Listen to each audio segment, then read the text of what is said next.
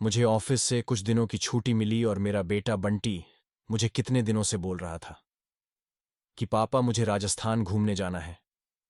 तो मैं अपनी पत्नी और बच्चे साथ जयपुर घूमने का कार्यक्रम बनाया। बेटा बहुत दिनों से जिद कर रहा था कि पापा मुझे राजस्थान घूमने के लिए ले चलिए, सो मैं उसकी बात मानकर उसे जयपुर घुमाने को राजी हो गया। मैं, मेरी पत्नी रीमा और बेटा संयम घर से जयपुर के लिए रवाना हो गए।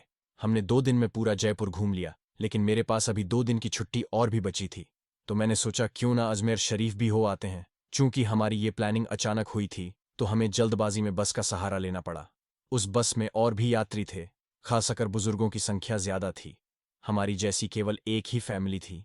बस में यात्री भी कम ही थे, क्योंकि बस भी थोड़ी खजाड़ा थी, इसलिए शायद उसमें ज्यादा यात्री नहीं बैठे होंगे।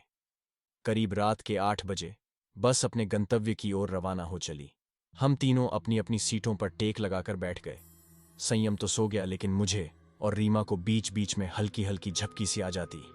एक तो वीरान और अनजानी जगह, ऊपर से खजाड़ा बस में मुझे अनकंफर्टेबल लग रहा था। ड्राइवर को भी शायद बहुत जल्दी थी गंतव्य तक पहुंचने की, इसलिए वो भी बस को तेज रफ्तार में भगाए चला जा रहा था। अंदर से डर भी लग रहा था कि कहीं वो बस को ठोक ना दें, क्योंकि अंधेरा घना था। साथ में सुनसान सड़क के किनारे, जिन पर ना कोई घर दिख रहा था और सड़क पर भी इक्का दुक्का वाहन ही दिखाई दे रहे थे। कुछ बुजुर्गों ने ड्राइवर को टोका भी कि बस की रफ्तार जरा धीमी करो। कुछ समय तक तो उसने बस को धीमी रफ्तार में चलाया, लेकिन फिर कुछ देर के बाद उसने फिर से बस की रफ्तार बढ़ा दी।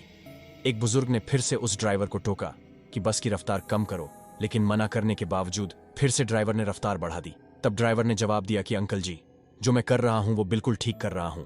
मैंने सुना है कि ये इलाका अच्छा नहीं है, बहुत ज्यादा खतरा है इस जगह, और हम इस इलाके को जितनी जल्दी पार करके आगे बढ़ जाएं उतना अच्छा। ड्राइवर की बात सुनकर सबने कहा कि चलो ठीक है। बस तेज रफ्तार से आगे बढ़ ही रही थी कि तभी एक तेज आवाज के साथ बस का थोड़ा संतुलन गड़बड़ाया और बस थोड़ी दूर बढ़ी और रुक गई। अब सब सकपका गए कि अचानक ये क्या हुआ। इतना खतरनाक इलाका और बस का रुकना, किसी का भी जी डर जाएगा। ड्राइवर ने अपनी टार्च जलाई, बस के नीचे उतरा और उसने देखा कि क्या बात है, बस को आखिर क्या हुआ, वो रुकी क्यों। कुछ देर के मुआयने के बाद उसे पता चला कि बस के पीछे और के दोनों पहिए पंचर हो चुके हैं और बस में एक्स्ट्रा पहिए भी नहीं हैं जिससे उसकी मरम्मत हो सके। अब क्या किया जाए, सभी सोच में पड़ गए। रेतीली अनजान जगह, अमावस की गहरी काली रात, जंगली जानवरों का ढेर और बस का यूं खराब हो जाना, सबके तो जैसे होश ही उड़ गए थे। अब क्या करें क्या ना करें, किसी के कुछ भी समझ में नहीं आ रहा था। तभी कंडक्टर को थोड़ी दूर एक रोशनी दिखाई दी। उसने सबसे कहा कि देखो, वहां रोशनी दिखाई दे रही है, हो सकता है कि वहां कोई गांव हो, चलो सब वहां चलते हैं, शायद रात भर के लिए कोई सुरक्षित जगह मिल जाए। अगर एक कोठरी भी मिल गई तो तब सब वहां एक साथ बैठकर रात तो गुजार ही सकते हैं। सब कंडक्टर की बातों से सहमत हो गए। सब ने अपना अपना सामान उठाया और चल पड़े उस रोशनी की ओर। जैसे ही वो सब उस रोशनी के नजदीक पहुंचे तो हमें एक एक बड़ी सी कोठरी दिखाई दी, जिसे देखने से लग रहा था कि वो कोई बहुत पुरानी सराय है जहां भूले भटके मुसाफिर रुकते होंगे। सब कोठरी के दरवाजे के बाहर खड़े हो गए। ड्राइवर ने हिम्मत करके दरवाजे की सांकल खटखटाई। तभी अचानक बस कंडक्टर ने दरवाजे की सकाल खटखटाई। तभी एक बहुत ही बूढ़े व्यक्ति ने दरवाजा खोला। उनके सिर पर एक बड़ी सी पगड़ी थी, गले में पुराने जमाने का कोई आभूषण था, कानों में भी कुंडल पहन रखे थे। कुर्ते के ऊपर उन्होंने ने एक सदरी पहन रखी थी, कमर में धोती, पैरों में पुराने जमाने की ऊंट के चमड़े की बनी मोजड़ी पहन रखी थी और हाथ में एक बड़ा सा लठ ले रखा था। वो और उनका पहनावा बहुत ही अजीब लग रहा था। तभी कंडक्टर बड़ी हिम्मत करके कहा, ताऊसा, बस पंचर हो गई है हम सबको रात गुजारने के लिए, अगर आपकी कोठरी में थोड़ी जगह मिल जाती तो बड़ी मेहरबानी होती। उस कोठरी के मालिक बोले, डरने की जरूरत कोई ना है, ये सराय तो मैंने भूले भटके मुसाफिरों की मदद करने के लिए बनाई है। मैं चौधरी सुमेर सिंह और हमारी घरवाली धन्नो ही मुसाफिरों का ख्याल रखते हैं। आप सब लोग भीतर पधारो, जो हम दोनों से बन पड़ेगा तो आपकी मदद करेंगे। कंडक्टर बोला, बहुत बहुत धन्यवाद ताऊसा, बड़ी मेहरबानी जो इस अनजान जगह में आप हमारी मदद करने को राजी हो गए। चौधरी सुमेर सिंह बोले, इसमें धन्यवाद की बात है, ये तो म्हारा फर्ज है। म्हारे को बहुत खुशी हुई जो आप लोग म्हारे यहां पधारे।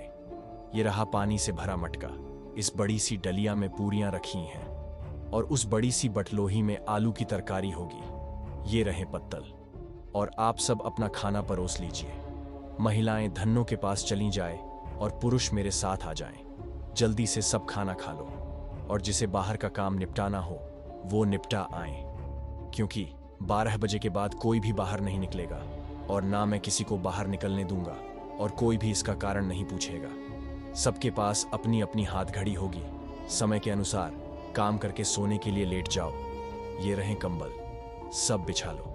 हम सब ने चौधरी सुमेर सिंह की सारी हिदायतों के अनुसार काम किया और कंबल बिछाकर लेट गए। जिनके पास अपने अपने शॉल और चादर थे वे सब ओढ़ कर लेट गए। चूंकि मेरे पास ओढ़ने वाला बड़ा कंबल था इसलिए मैंने बेटे को अपने साथ सुला लिया और मेरी पत्नी औरतों के साथ अपना शॉल ओढ़ कर लेट गई। चौधरी जी ने एक बार फिर सबको बाहर ना जाने की हिदायत दी और सबको सोने के लिए कहा। लगभग 12 बजे के बाद ना जाने कंडक्टर को क्या सूझी, उसे बीड़ी पीने की तलब लगी और वो बाहर जाने लगा। चौधरी जी ने उसे बहुत रोका लेकिन वो नहीं रुका। कंडक्टर के बाहर जाने के बाद चौधरी के जी ने जल्दी से कोठरी के किवाड़ बंद किए और साथ में पटरे की मदद से किवाड़ को मजबूती से बंद कर दिया कि कोई भी भीतर ना आ सके, और सारे रोशनदान और खिड़कियों को भी बंद कर दिया। और फिर कुछ देर के बाद बाहर से बहुत बहुत बुरी बुरी और डरावनी आवाजें आने लगी। साथ में कंडक्टर की भी आवाज सुनाई दी। वो चिल्लाकर बचाओ बचाओ चिल्ला रहा था। कोठरी के कुछ लोग कंडक्टर की मदद के लिए बाहर जाने लगे, लेकिन चौधरी जी ने उन्हें सब ये कह कहकर रोक दिया कि अगर सब बाहर गए तो सर्वनाश हो जाएगा। वो शैतान अगर भीतर आ गया तो हम में से कोई भी जिंदा नहीं बचेगा। सब अपनी जान के विषय में सोचकर पीछे हट गए। फिर चौधरी जी ने सबसे कहा कि सब अपनी अपनी जगह पर लेट जाएं और उनकी बात मानना। हम सबकी मजबूरी थी। हमने सबने वही किया जो चौधरी जी ने कहा था। 1 आध घंटे बाद सबको नींद आ गई। हम सब सुबह जगे तो वहां का मंजर देखकर दंग रह गए। हम सब रेत पर लेटे थे और वहां से कोठरी गायब थी। केवल हम लोगों का सामान ही पड़ा था। वहां 2 समाधियां बनी थीं जिन पर चौधरी सुमेर सिंह और धन्नो सिंह लिखा था। हम सब ये देखकर हैरान थे कि आखिर रात को जो हुआ था वो ख्वाब था या हकीकत।